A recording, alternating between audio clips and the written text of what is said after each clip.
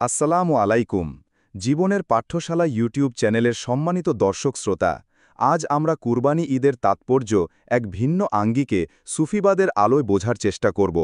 এই গল্পটি আমাদের শেখাবে যে প্রকৃত কুরবানি কেবল পশু জবাইয়ের মধ্যে সীমাবদ্ধ নয়, বরং এর গভীরে রয়েছে আত্মশুদ্ধি ও নফসের কুরবানির এক মহান শিক্ষা। বহুকাল আগের কথা, এক প্রসিদ্ধ সুফি দরবেশ ছিলেন যার নাম শেখ আবদুল্লাহ। তিনি তার খানকায় আশ্রমে মুরিদদের আত্মিক উন্নতি ও আল্লাহর নৈকট্য লাভের পথ বাতলে দিতেন। তার জ্ঞান, প্রজ্ঞা ও খোদাভীতির খ্যাতি ছিল দেশজোড়া। কুরবানি ঈদ আসন্ন, খানকার সকলেই নিজ নিজ সামর্থ্য অনুযায়ী পশু কুরবানির প্রস্তুতি নিচ্ছিল। শেখ আবদুল্লাহ দেখলেন তার শিষ্যদের মধ্যে অনেকেই খুব দামি ও হৃষ্টপুষ্ট পশু কেনার জন্য রীতিমতো প্রতিযোগিতা করছে। কার পশু কত বড়, কত সুন্দর, এই নিয়ে তাদের মধ্যে এক ধরনের সূক্ষ্ম অহংকারও যেন প্রকাশ পাচ্ছিল। ঈদের আগের দিন শেখ আবদুল্লাহ তার সকল মুরিদকে একত্রিত করলেন। তিনি বললেন, প্রিয় সন্তানেরা, আগামীকাল আমরা আল্লাহর নামে কুরবানি করব, কিন্তু আমি তোমাদের একটি কাজ দিতে চাই। প্রত্যেকে আজ রাতে নিজ নিজ অন্তরের দিকে তাকাও, খুঁজে বের করো তোমার ভেতরে এমন কোন জিনিসটি আছে যা আল্লাহর পথে তোমার সবচেয়ে বড় বাধা। তোমার কোনো অভ্যাস, কোনো চিন্তা, কোনো অহংকার, কোনো আসক্তি আল্লাহর স্মরণ থেকে তোমাকে দূরে সরিয়ে রাখে। মুরিদরা গভীর চিন্তায় পড়লেন। শেখ আবদুল্লাহ বলে চললেন, সেই জিনিসটিকেই তোমরা আগামীকাল তোমাদের পশুর সাথে মনে মনে কুরবানি দেবে, কারণ আল্লাহ কাছে বাহ্যিক আড়ম্বরের চেয়ে অন্তরের পরিশুদ্ধতাই বেশি প্রিয়। পরদিন ঈদের নামাজ শেষে সবাই নিজ নিজ পশু কুরবানি দিল। শেখ আবদুল্লাহ দেখলেন এক মুরিদ, যে ছিল অত্যন্ত মেধাবী কিন্তু কিছুটা গর্বিত, সে তার সুন্দর উটটি কুরবানি দেওয়ার পর নীরবে কাঁদছে। শেখ তার কাছে গিয়ে কাঁধে হাত রাখলেন। মুরিদটি বলল, হুজুর, আমি আমার উট কুরবানি দিয়েছি, কিন্তু আপনার কথা মতো আমি যখন আমার অন্তরের দিকে তাকালাম, তখন দেখলাম আমার জ্ঞান ও মেধার অহংকারই আল্লাহর পথে আমার সবচেয়ে বড় বাধা। আমি আল্লাহর কাছে এই অহংকার কুরবানি দেওয়ার নিয়ত করেছি, কিন্তু হুজুর, এই নফসের কুরবানি যে কত কঠিন। পশুর গলায় ছুরি চালানো সহজ, কিন্তু নিজের অহংকারের গলায় ছুরি চালানো যে বড়ই যন্ত্রণার। শেখ মৃদু হেসে বললেন, বৎস, তুমি সঠিক পথেই আছো।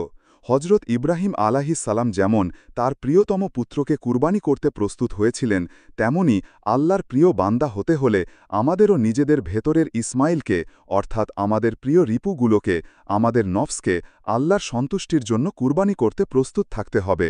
তিনি আরও বললেন, পশুর রক্ত মাটিতে পড়ে, কিন্তু নফসের কুরবানির মাধ্যমে যে আত্মশুদ্ধি অর্জিত হয় তার নূর আল্লাহর আরশ পর্যন্ত পৌঁছায়। এই কুরবানি আমাদের শেখায় ত্যাগ, শুধু পশুর মাংস বিলিয়ে দেওয়া নয়, বরং নিজের ভেতরের পশুত্বকে, অর্থাৎ ক্রোধ, লোভ, হিংসা, পরশ্রী কাতরতা, অহংকার, এই সব কিছুকে আল্লাহর নামে উৎসর্গ করাই হল প্রকৃত কুরবানি। খানকার সকলেই শেখ আবদুল্লার কথায় গভীর শিক্ষা লাভ করল। শেখ আবদুল্লাহ বুঝতে পারল, কুরবানি কেবল একটি আনুষ্ঠানিকতা নয়, এটি একটি আধ্যাত্মিক সফর, নিজের ভেতরের পশু প্রবৃত্তিকে জয় করে আল্লাহর আরও নিকটবর্তী হওয়ার সফর। শিক্ষণীয় বিষয় ১. প্রকৃত কুরবানির তাৎপর্য। কুরবানি শুধু পশু জবাই নয়, বরং এটি আত্মিক পরিশুদ্ধির একটি প্রতীক। আমাদের ভেতরের মন্দ রিপুগুলো, নফস, ত্যাগ করাই এর মূল উদ্দেশ্য। ২. আত্মসমালোচনা ও আত্মশুদ্ধি। সুফিবাদ আমাদের আত্ম-আলোচনা বা মুহাসাবা করতে শেখায়। নিজের দোষ ত্রুটি খুঁজে বের করে তা থেকে মুক্ত হওয়ার প্রচেষ্টাই আল্লাহর নৈকট্য লাভের পথ। ৩. অহংকার বর্জন। জ্ঞান, সম্পদ বা ক্ষমতার অহংকার মানুষকে আল্লাহ থেকে দূরে সরিয়ে দেয়। বিনয় ও নম্রতাই আল্লাহর প্রিয় গুণ। ৪. নিয়তের গুরুত্ব। যে কোনো আমলের গ্রহণযোগ্যতা নিয়তের ওপর নির্ভরশীল।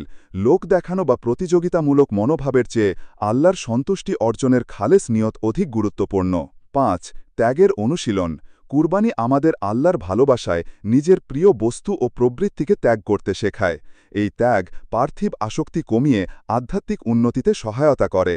প্রিয় দর্শক, এই গল্পটি আমাদের স্মরণ করিয়ে দেয় যে কুরবানি ঈদ যেন আমাদের জন্য কেবল মাংস খাওয়ার উৎসবে পরিণত না হয়, বরং এই মহান দিনে আমরা যেন হজরত ইব্রাহিম আলাইহিসসালামের অতুলনীয় ত্যাগের পাশাপাশি নিজেদের নফসকে কুরবানি দিয়ে আল্লাহর প্রিয়পাত্র হওয়ার চেষ্টা করি।